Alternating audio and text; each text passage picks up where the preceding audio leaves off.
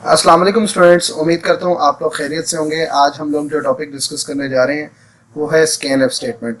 ठीक है, scanf statement एक इनपुट स्टेटमेंट है। ये वेरिएबल्स की वैल्यूज़ को लेने के लिए इस्तेमाल की जाती है। जैसा कि इस चैप्टर का नेम है इनपुट एंड आउटपुट। ठीक है, आउटपुट से रेलिवेंट हम लोगों ने प्रिंटएफ पढ़ा और ये वाला हमारे पास है इनपुट से रेलिवेंट। ठीक है जी, आज हम इसका यूज़ देखते हैं। ज़रा बहुत सिंपल सा है, बहुत ईजी है। पहले इसका ज़रा पर्पस देख लें। Scanf is a built in function. ठीक है, ये सी लैंग्वेज का पार्ट होता है हमारे पास, that takes input from the user. यहाँ पर ये चीज़ ज़रा स्पेशली ये डेफिनेशन है इसकी। ठीक है, वो कह रहे थे scanf is a built in function in a C language that takes input from the user. ठीक है, ये अगर मैं इसको आपको थोड़ा सा बता दूँ कि ये वाली जो सी चीज़ है ये हमारे पास इनपुट फ्रॉम द यूज़र, ये मेजर इसकी चीज़ है। ठीक है, into the variables we specify the expected input data type in scanf function with the help of format specifier if the user। यहाँ तक ये आपने अगर scanf का सिंपल पूछा जाएगा तो यहाँ तक आप लोग डिफाइन करोगे। ठीक है, ये चीज़ अब देखिएगा इसका यूज़ कैसे होता है कि हमने फॉर्मेट स्पेसिफायर पढ़े हुए हैं। परसेंटेज डी है for integer, percentage F for float और परसेंटेज सी फॉर करेक्टर। देखिए, इससे पहले अगर हम लोग काम कर रहे थे ना तो मैं इंट ए इक्वल टू चले मैं कहता था इंट ए कॉमा बी कॉमा एस। देखिए, मैं आपको एक एग्जांपल से बताता हूँ। ए इक्वल टू मैंने कहा 5 और बी इक्वल टू मैंने कहा है 10।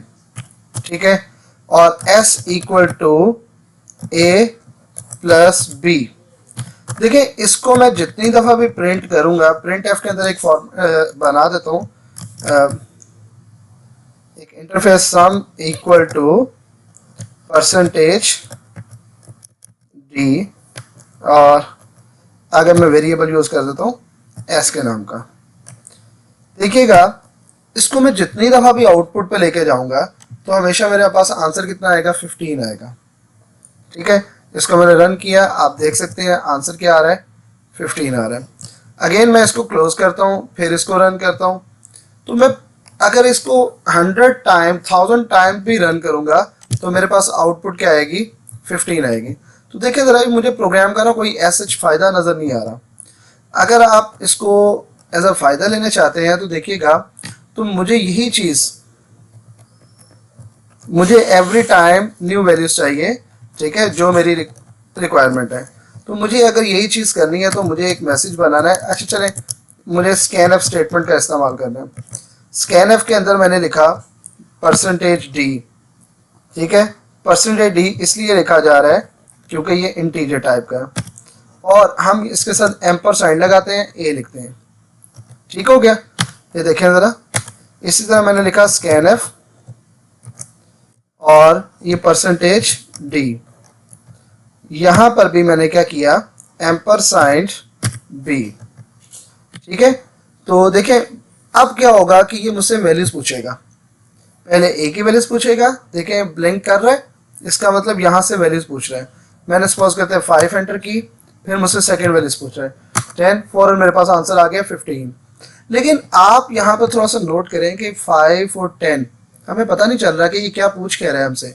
ठीक है, तो आपने इसके साथ इंटरफेस बनाना है। तो इंटरफेस बनाने के लिए हम लोग क्या करते हैं, इस ए की वैल्यूज लेने से पहले हम लोग यहाँ पर एक प्रिंट एफ के अंदर मैसेज डिस्प्ले करवाएंगे कि ए है क्या, एंटर फर्स्ट नंबर। ठीक है, ये मैंने इंटरफेस बना दिया। अभी मैं आपको दिखाता हूँ, ये सिर्फ मैंने ए के लिए इंटरफेस बनाया। तो देखिए, आपसे पूछा जा रहा है एंटर फर्स्ट नंबर, मैंने जो भी है 21 एंटर किया और फिर हमसे सेकेंड नंबर पूछ रहा है 40 एंटर किया तो 61 मेरे पास आंसर आ गया। ये इंटरफेस जितना अच्छा होगा उतना यूज़र को रीड करने में इजी होगा और वो उसके according to correct values assign कर देगा। ठीक है जनाब, तो यहाँ पर अगर मैं कॉलन करके इस तरह से करता और मुझे बी की वैल्यूज चाहिए तो मैं यहाँ पर क्या लिखूँगा, प्रिंट एफ, यहाँ पर लिखूँगा एंटर सेकेंड नंबर।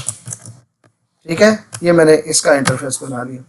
अब देखिए, बड़ा अच्छा सा इंटरफेस बन जाएगा कि मेरे पास एंटर फर्स्ट नंबर, जो भी आपने 30 एंटर किया, 20 एंटर किया तो सम इक्वल टू 50 आ गया। ठीक है, आपने देखा कि ये हम वेरिएबल्स की वैल्यूज को इनपुट करने के लिए स्कैनफ का यूज करते हैं। ठीक है, ये देख रहे हैं इंटरफेस मैंने बनाया। चलिए यहाँ पे कर देते हैं enter first number colon as it is आ गया, और आगे परसेंटेज डी एम्परसाइंड लगाया जाता है इसके साथ, एम्परसाइंड एड्रेस को रिप्रेजेंट कर रहा होता है। तो हमने वैल्यूज एंटर कर दी 30। इसी तरह एंटर सेकेंड नंबर और उसके अकॉर्डिंग टू 20 एंटर कर दी। ठीक है, फिर हम दोनों ने ऐड कर लिया। तो इस तरीके से हम लोग कर सकते हैं। अब आप पूछेंगे सर क्या ये दोनों को एक ही स्टेटमेंट के अंदर इनपुट कर सकते थे? जी एग्जैक्टली कर सकते हैं। देखें जरा, यहाँ पर एंटर मैं लिख देता हूँ 2 नंबर्स। ठीक है, चलें इधर मैं कॉमा लगाकर एम्परसाइंड बी भी लिख देता हूँ, और मुझे यहाँ पर भी फॉर्मेट स्पेसिफायर कितने यूज करने हैं? 2 एम्परसाइंड जी। ठीक है, इसको मैं कमेंट स्टेटमेंट लगा देता हूँ, ये देखें। और अब आप देखिएगा, ये मैंने 33 स्पेस देकर 22। ठीक है जनाब, तो स्पेस दी आगे, फिर मैंने 22 वैल्यूज एंटर कर दी। कॉमा यूज करेंगे तो कॉमा आ जाएगा। तो इस तरह से एक ही स्टेटमेंट के अंदर भी मल्टीपल वेरिएबल्स की वैल्यूज को इनपुट करवाया जा सकता है। ठीक हो गया जी। अब हम बुक से देख लेते हैं कि बुक वाला क्या कहता है। If user enter the integer data type format specifier mention in a scanf must be percentage D percentage I. ठीक है, जैसा कि ये एक कैरेक्टर है तो परसेंटेज सी इस्तेमाल किया जाएगा, एम्परसेंड ग्रेड।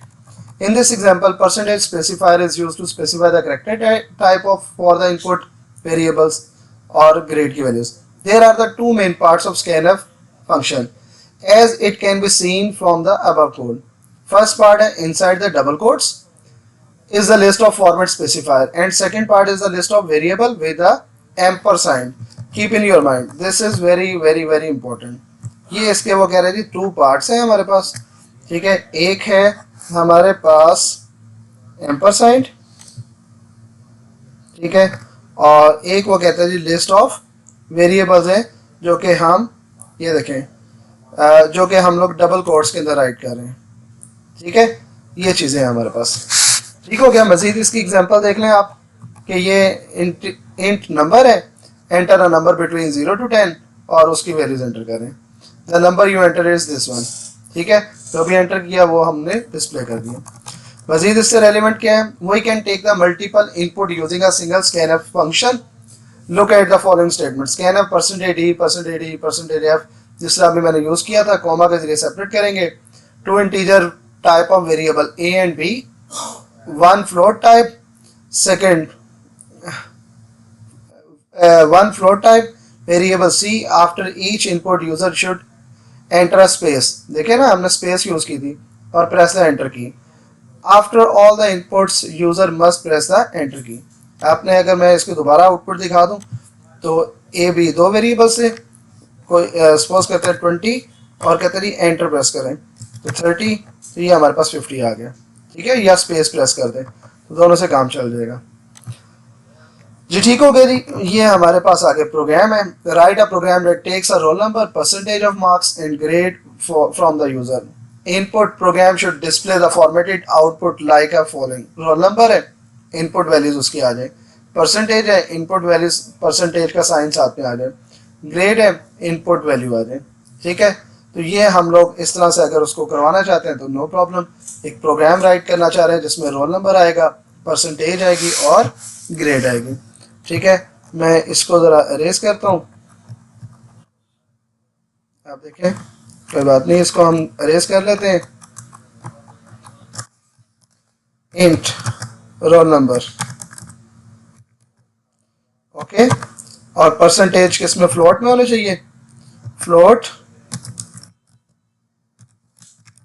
परसेंटेज, या PER के नाम से रख लेते हैं।